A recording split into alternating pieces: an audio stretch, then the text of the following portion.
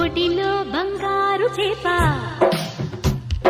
పడితే నీకంతటి ఊపా.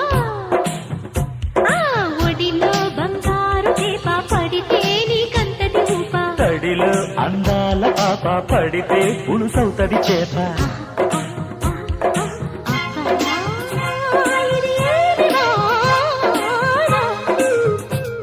అబ్బబ్బా ఇది ఏమి వాన.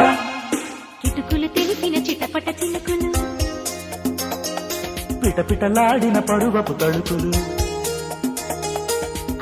ఆహా ఆహా అబ్బా, ఇది ఏమి వాన.